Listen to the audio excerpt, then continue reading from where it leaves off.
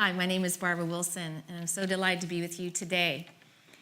I'm an author and I speak around the country, but most importantly, I have a ministry that helps women heal from their sexual pasts. What I want to share with you today is some amazing research on the brain and sex and how God designed us to bond and how that can impact us when we take sex outside of marriage. Now, we know in the Bible God says to save sex for marriage, but unfortunately, in our very promiscuous culture, here we are, we're experiencing sex in multiple relationships. And that's really why God said to save sex for marriage, because he wanted to be able to provide for us this amazing bond that we can have inside marriage. But unfortunately, in our culture, here we are having sex with multiple people, and we're creating this chemical bond that we bring into marriage, and that's impacting our desire to have sex inside marriage. Now, I work with a lot of women, married women and single women. And what I've discovered is that for a lot of married women, sometimes we get into marriage and we can start to struggle with sexual desire inside marriage. And there's a lot of reasons for that. Fatigue, we have children that keep us busy, we're working, maybe we're ill, medications, all of those things, hormones can impact sexual desire inside marriage. But as I began to work with women, I discovered this amazing correlation between what happened in their past sexually, whether it was from abuse or trauma or even their own choices, and how that was impacting their desire to have sex inside marriage. So most of these women who were struggling to have sex inside marriage had had sex before marriage. But then the most amazing thing was as they went through healing, I began to watch that change for them. They began to have more desire for their husbands. It improved their emotional and physical intimacy inside marriage. And so as I began to study this, in fact, I want to say too that part of this was my own story. That was how it began for me, was that God began to do a healing in my own life and began to show me how my sexual past was impacting my marriage and began to take me through my own healing journey. And as I began to walk other women through healing, what I discovered is these three ways that sex from the past can impact desire in marriage. Now, first is with the brain chemistry and the bonding. Scientists have discovered that we release a hormone called oxytocin. Now, oxytocin, scientists call it, the love hormone. It really creates this bond. It's, God's designed us to release oxytocin, men and women. It creates this amazing bond. We feel attached, and it helps us in our marriage. It helps deepen our love and strengthen our bond as we go through marriage.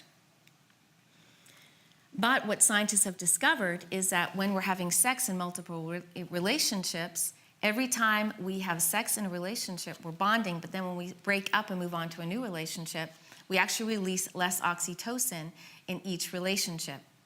And so here we are in our marriages, and we bring all of those past bonds with us. And that's why often in our marriage we can feel still attached to past relationships. And that's not what God wanted for us in our marriage.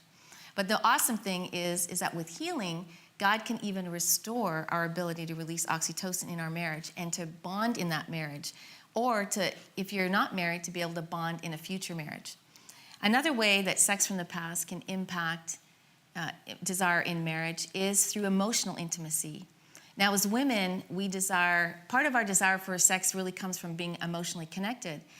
But psychologists show that we go through 5 levels of intimacy as we get to know somebody in, let's say, a friendship or a romantic relationship. And that wherever we start outside of marriage having sex on those levels of intimacy is where we start to get stalled in our emotional intimacy. In fact, now we're having sex, we feel closer than we really are, and we actually have a false sense of intimacy. We don't really know that person as well as we think we do. And then we get inside marriage, and after the newness of marriage is over, and then we start to realize, well, I don't really know you. And so then women start to feel emotionally withdrawn from their spouses, and that can impact desire as well. Now, another way that sex can be impacted inside marriage is through all the shame and the pain and the brokenness that happens. God wanted us to save sex for marriage so that we wouldn't have to go through all of this pain and wounding. And yet, when we do that, when we take sex outside of marriage, we're really opening ourselves up to the opportunity to be wounded, to be broken, it lowers our self-esteem and who we are, and it robs us of our voice. There's so many ways that sex outside of marriage can impact us, and all the ways that God wanted to save us from that and be able to bond with that one person. And so we bring all of that pain and all of that wounding into our marriage, and then that really puts this guard around our heart and we're not able to give ourselves completely to our husbands. And that, in a huge way, can impact desire for women inside marriage. But I want to offer you hope today, because it's all about what God can do in healing and what he's done in my life and in hundreds of other women that I've worked with, and men as well, and healing marriages. But if we're willing to address what's happened in our past, whether it's abuse or rape or just our own choices, when we're willing to bring that out into the open, and we're willing to acknowledge what's happened, the choices that we've made, and allow God to heal those wounds, allow ourselves to grieve the losses that we've experienced. We all experience loss, whether it's just because we gave it away carelessly or because it was robbed from us. There's loss of dreams and expectations, and we don't grieve those, but if we allow ourselves to grieve those, then we find healing. And then exposing the lies that we've experienced because of our past.